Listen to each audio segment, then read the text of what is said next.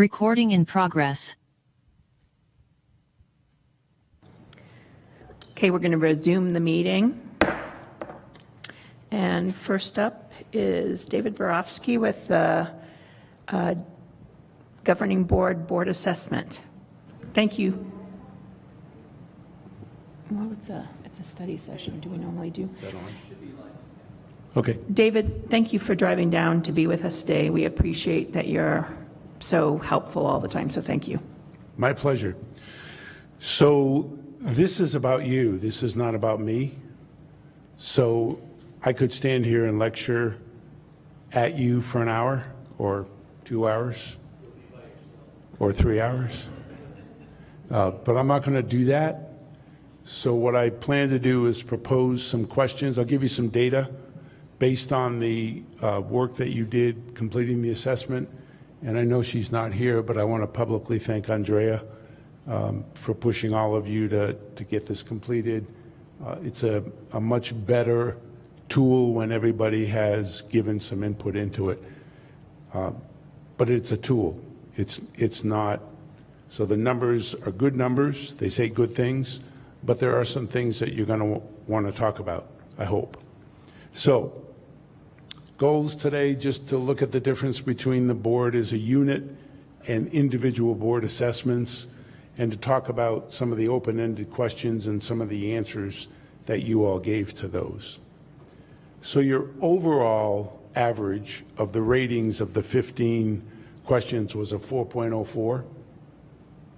Anything over 4 that I have seen, and I've done, I don't know, 5 other colleges in the state. So anything over a 4 is good. So I think 4.04 is excellent. Can always be better. And I think as you work together as a board, it will continue to grow when you solve and talk about some of the concerns that you've expressed as we get closer to looking at some of those questions. So these are the highest rated items. Most of you have probably figured I don't read PowerPoints. So if you can't read, let me know and I'll be happy to read for you, but I know you can because you have documents like that you read to prepare for. But essentially, you've talked about, as you have in the past, your ability to work across some of the issues that you have and do so respectfully, which is a change, and it's a welcome change, not only for you as a board, but for the college. Your responsibility and the way you have treated the interim chancellor is rated high, and that's a real positive whenever a board says good things about its leader. Not that everything is perfect, but when you do have those conversations respectfully, it means a lot. And the fact that you express your authority as a unit and not individually is also important. And I know there's some comments about some board members having concern that people are trying to manage employees. We can talk about that in a couple of minutes. So what are your thoughts on the, usually when I do this, and this is no fault of the tech, I bring all these paragraphs up one at a time so you can't see what I'm thinking, but that's okay. Oh, okay. So I'm more interested in what you think about the items, especially 4, 5, and 10, and your ratings of, high ratings of the importance of faculty, staff, and students to your institution. You know, don't all speak at once, because that won't work. Greg? Yeah, I mean, I think it demonstrates that we're doing what we're supposed to be doing, quite frankly. I mean, we should be keeping what's best for the college, what's best for our students at the core of everything we're doing. I mean, of all the things that you were just presenting before, I'm especially proud of the fact that the sort of respectful civility one was ranking the highest, because we had multiple conversations, all of us as a group, at the beginning of our time together about how we needed to change the way that we interacted with each other, and that we can disagree respectfully, and that we all have something valuable to contribute. And it's nice to see that. I mean, I feel like we've done that. It's nice to see that everybody agrees, but I think that in one regard, that's kind of a low bar, right? But like from where we were, at where this institution's board was in that regard, I think we've made a lot of improvements, and I think that's something to be proud of. Great, thank you. Other thoughts about the highest rated items? You know, I just would like to say that it's easy to work with a chancellor, an interim chancellor, who's as responsive and, you know, she works well with us. And so that was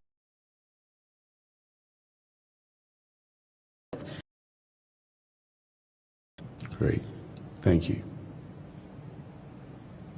Others before we go on? Okay. So I think that one of the foundations that I have seen throughout Arizona of an excellent board, an effective board, is one who does work with their leader in a way that's positive. And that doesn't mean that you don't have disagreements. It just means that you're all working toward the same thing, which is student success, as Greg said.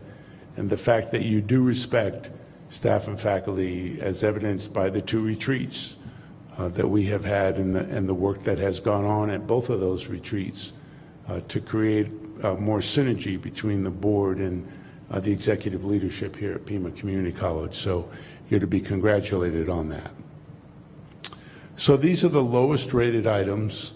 And I will say that there is a juncture between these items that you rated as a board, as a unit, and how you felt individually. So you won't be surprised in a few minutes to see that some of the items are the same. So I raised a couple of questions in this slide, and I'd like you to take some time to think about that. So you all said, or the majority of you said, so 3.8 isn't horrible. 3 is, I mean, none of these are horrible. It isn't like it's a 1.6 or something, or a 1.8 like I got in one of my semesters when I was in college. But it's really less than what you had been rating, the higher numbers. So what is it about educational services and programs, or programs and services, and facilities and maintenance that you need to know that you don't know?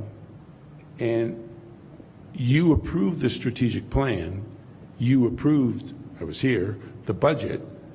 So what information do you need to better understand the budget, and or, it's not about rating question 3, as I said, but it's really about understanding the budget and being able to talk about those. So there's some big items there.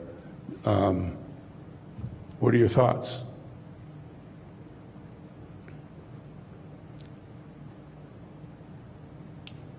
I mean, this is being recorded, so you need to tell the administration what it is you don't have that you want about these items.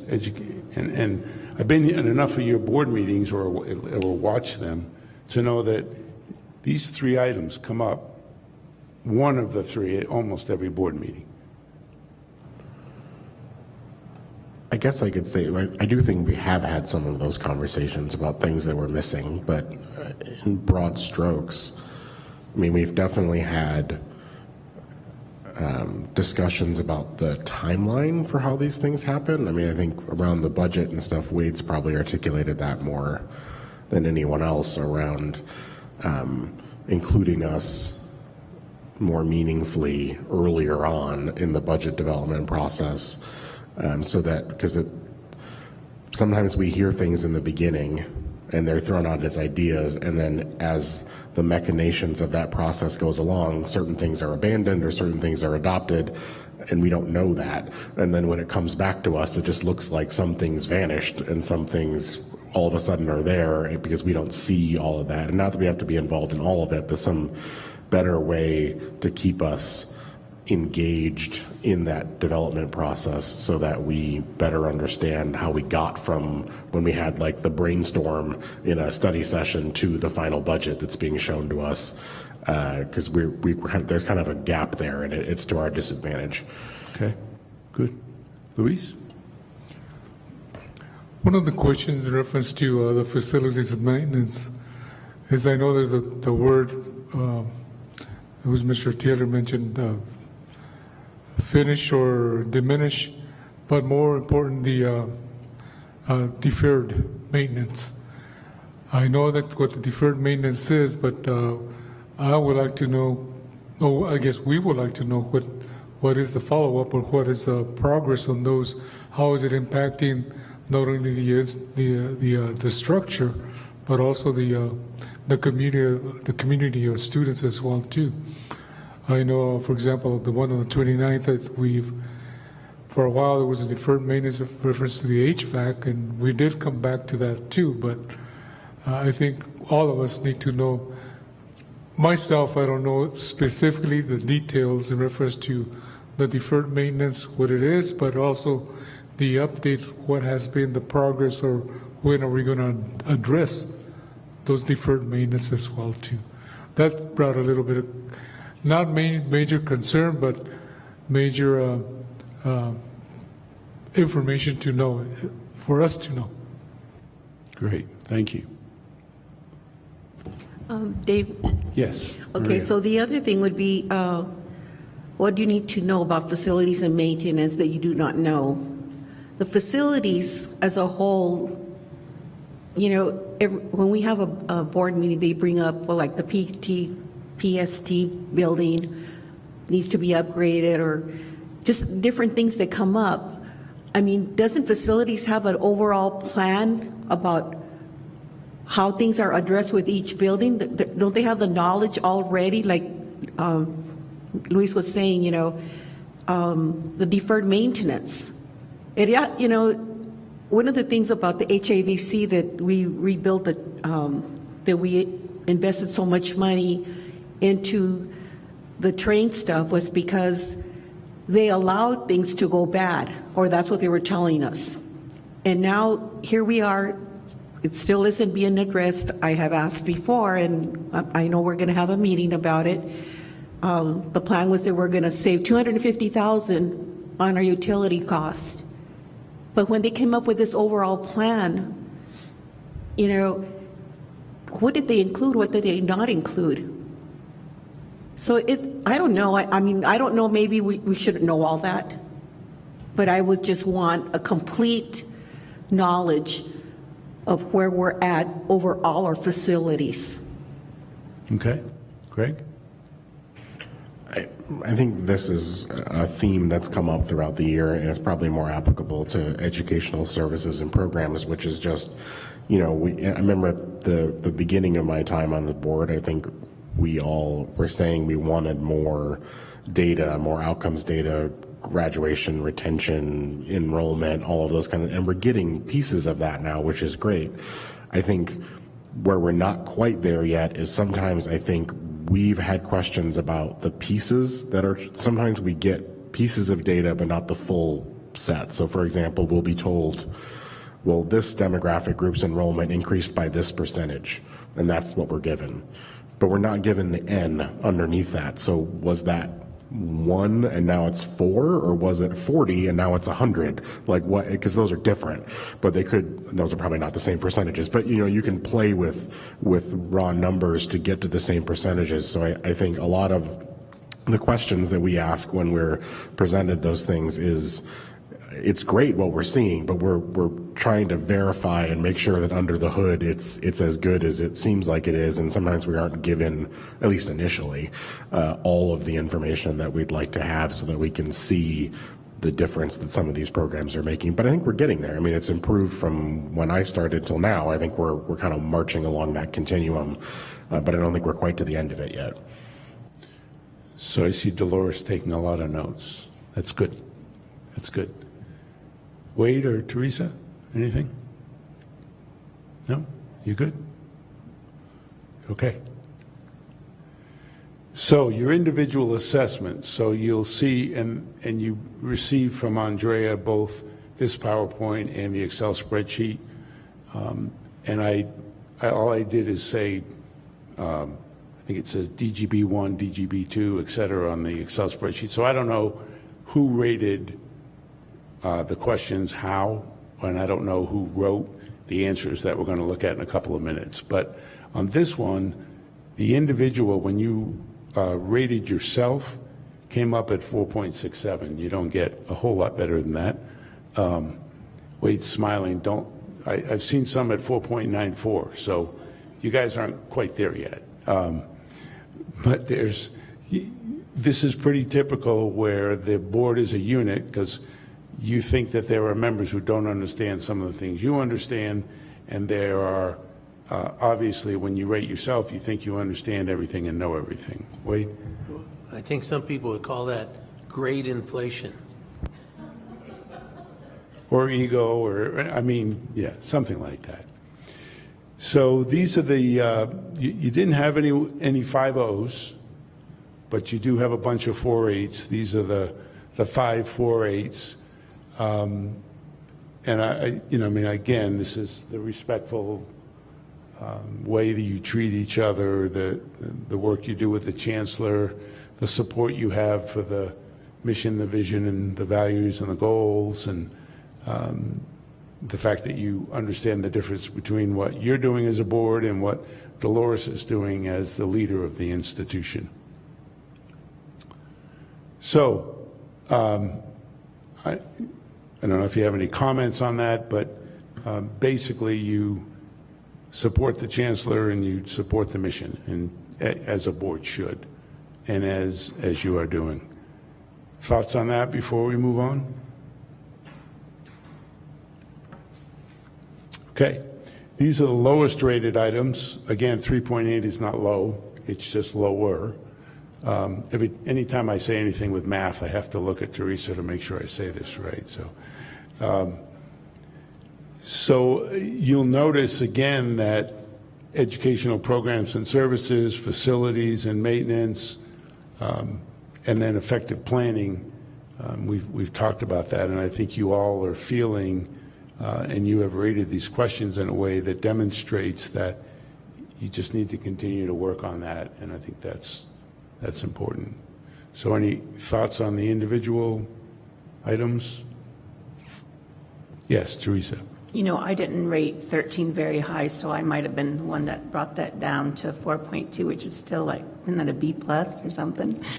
But the reason that I wrote it that way is because there have been numerous times over the last year and a half when we have a meeting, Wade and I meet with the administration beforehand, and so I guess the board is given the documents, like 10 days early, 5 days early? 5 days, Friday. Sometimes it's been a little better in that we get a draft, but it doesn't have all the information on it yet. That's what I'm talking about. So we all get the draft about 10 days early, and I know because of how things are run, right, that we want it at this board meeting, but all of the information isn't available yet. And so I spend some time, wondering, why that information isn't there, and so I understand that it is the way it is because of the timelines, but not having that information there the first time you see it, the first time you run through the whole document, it makes it a little disconcerting because then you have to keep checking to see when it's been updated, if it's been updated. And, there was one board meeting when I meant to say I can't vote on the minutes because the minutes hadn't been in the packet that I saw, so I never saw them, but I got in a jumble and I forgot, and so I voted on something that I really didn't feel. Now, I'm like, the minutes are okay, I have read them since then, but it's that kind of thing. That's why I voted that lower for that number 13. The other thing I wanted to add is the fact that by having the information, entire information as much as we possibly can, especially those long documents that are sometimes 24 pages long. You know, the way my brain works is that I read it, then I have to go back and reread it and reevaluate it. So it's not like I'm going to understand it the first meeting, and then I devise my questions. So that's something that, to think about. We all think a little bit different in how we digest the information. So I think this is a common concern among boards. I've heard this conversation at other boards as well, and I'm not necessarily want to defend the administration, but having been on the other side of the table as well, it's sometimes difficult to plan a meeting and have everything you need for that meeting. I'll give you a perfect example. I was in the parking lot. We've got an AC4 meeting Wednesday at 4 o'clock. I got a change to the agenda an hour and 15 minutes ago. I mean, that happens. It's not 24 pages. Fortunately, it's one. But those kinds of things happen. So I think you do the best you can, and I think the administration does the best they can, as long as they're giving you all the information they have, to your point, Greg, as soon as they have it, in a way that you want it and can understand it, because you're making big decisions on a big budget and on lots of facilities all over the county, and it's information that you need. Great. Yeah, I was just going to say, one of the things that I'm trying to think of themes in our discussions that we've come up with is, I think sometimes what we're given lacks historical context that can be critical, and I think its origin is because the people who are putting it on there are so steeped in their field or in their part of the college that they know all the history, and there's something that's changed that we are being asked to vote on that for them, because they do IT or HR or whatever, that's just kind of run of the mill and they don't think much of it. But because we don't have all that context or the historical context, we look at it and we're like, well, why the heck would we need to do that?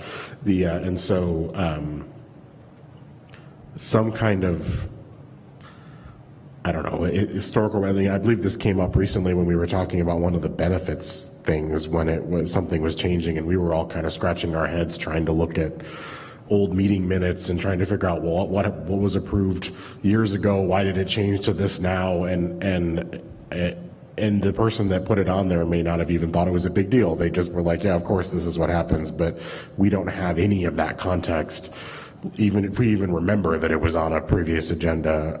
So that for things that, especially for things that come up routinely that we approve year over year, making sure that you can remind us about what the history of that item has been, or know that something that may seem run of the mill for you, because that's just how much that increases normally from year to year. We don't have that context. So, but it'd be useful for us to have that, to know when we should be concerned about something or not.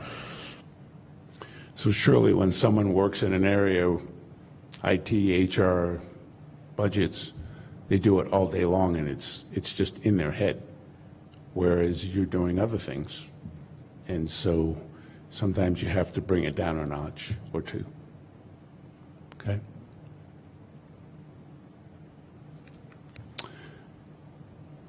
So we talked about this a little bit. So is there anything, we're going to talk about ideas for goals in a few minutes, but is there anything in those items that were ranked lowest as board as a unit and as individuals that you would want to talk about, and maybe you've already talked about it a little bit today, and maybe in the past? So those three areas in educational programs and services, facilities and maintenance, and effective planning, anything that you would want as something to think about as a goal? And you don't have to necessarily respond right now, but as you are thinking about hiring a chancellor, permanent chancellor, you want to make sure that he or she understands this particular piece of what you as a board need, and it should come from you as the board in a way that gives that individual the understanding that hey, we need to know more about programs and services as it relates to education and the budget process, et cetera. Those are things you're going to want to talk about. I would advise you to do it in a retreat format, just an idea to think about, when in fact you do make that decision. Okay, so on to the open-ended questions. These are the board's greatest strengths. I think we've talked about a number of these. Really, you all focused around listening to each other, positive dialogue, respect. And I know we're in a public session, I'll say it anyway. Having watched this board for the last 3.5 years, first as the director of AACCT, and then as Maria's smiling at me, and I'm not going to go there, I promise. And as the executive director of AC4, there's just been a 180-degree difference in how you all work together versus how the previous board worked with the two members who have been consistent moving forward. So I do think that's to the five of you, to your credit, that you've been able to do that. And listen, you don't always agree. We've said that 100 times, and you won't agree going forward on everything. But you do it in a way that demonstrates that everybody's opinion counts and everybody is allowed and encouraged and desired to make sure your opinion is known, whether the vote is 5-0 or 3-2. Thoughts on this? Okay. Some of your major accomplishments. You can see all of those. Continued effort to curb board members' attempt to micromanage. I don't know who wrote that. Anybody want to talk about that? Or not? Okay. Improvements. I think we've talked a little bit about this in terms of enrollment, budget development, policies, procedures. If you're not reviewing policies regularly, I would advise you to do that.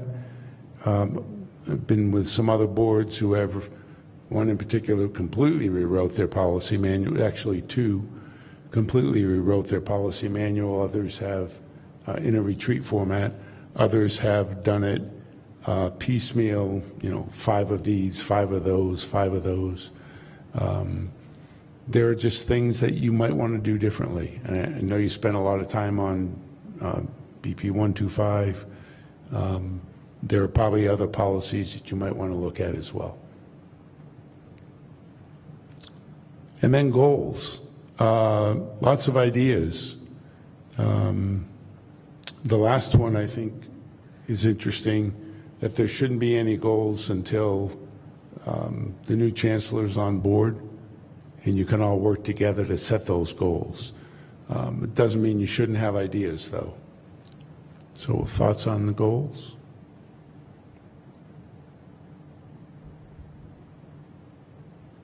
Teresa? I do like that last statement. We pulled the strategic plan from the agenda today because of that. We were looking back through the videos that they had here, and both candidates mentioned the importance of having a strategic plan, and Dr. Garcia was really vocal about how, we needed to look at it, make sure it's exactly, and she wasn't saying, I don't think she was saying us, the board, that we need to look at it. I think she was including herself or whoever the new chancellor is. So I do agree with that last statement. But I do like the idea of having goals, because if you have a goal, we can still be working toward some things between now and when the new chancellor is onboarded. And not that we're going to be doing a lot in July and the first week of August, but maybe we could do something. So I like the idea of having some goals that are more for what we as a board want us as a board to do, and not for the college. I don't know if that makes sense, but It does, and it's a conversation that the five of you should have, with or without a facilitator, to bring out some of those ideas. And to your point, it's not about the expectations of the college, it's the expectations of the five of you and what you want to accomplish as a board. So certainly something to think about. Other thoughts?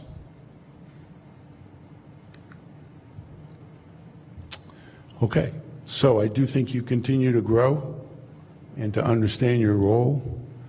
Your ratings are really good, and you do demonstrate support where support is needed and certainly wanted. So I think you've done well. I think you've had a good year.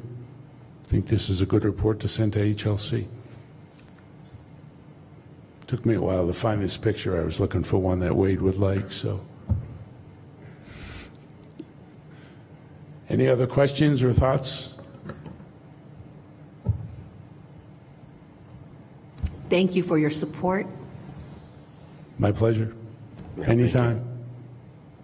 Thank you.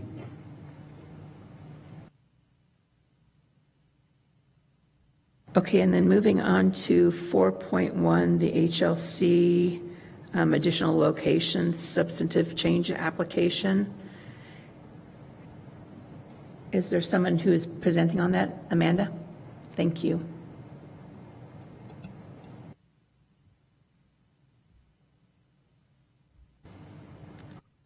You, Board Chair Riel, board members, Interim Chancellor.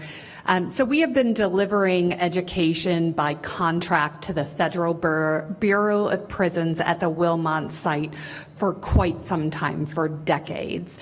The HLC application for that site had been submitted and accepted and approved by the HLC back in 2017. When that application was submitted, and it had all of the programs that we ran. It described the program exactly, with one exception. There technically is 2 street addresses that we have classrooms at that site. And that has been consistently, again, for decades. But because there is 2 street addresses, the HLC does require that each address be a separate approved additional location. So this was something that was discovered through auditing all the work that has been done in the provost office with Melissa Stoddard overseeing the additional locations. So this is something that we're correcting so both of those addresses can be approved sites by the HLC. So that's a correction to this. Happy to answer any questions. I move we accept the corrections as presented. Second. All in favor, say aye. Aye. Aye. Any opposed? Motion passes unanimously. Thank you, Amanda. Thank you. Okay, do I have a motion now to go into exec session? Because I think we're done with everything here today. So moved. Second. All in favor? Aye. Aye. Okay, we will not be coming back here, so don't stick around. You all go home and enjoy your evening. Yeah, and we'll see you we'll have another meeting, but we'll see you at our next meeting sometime. But good night.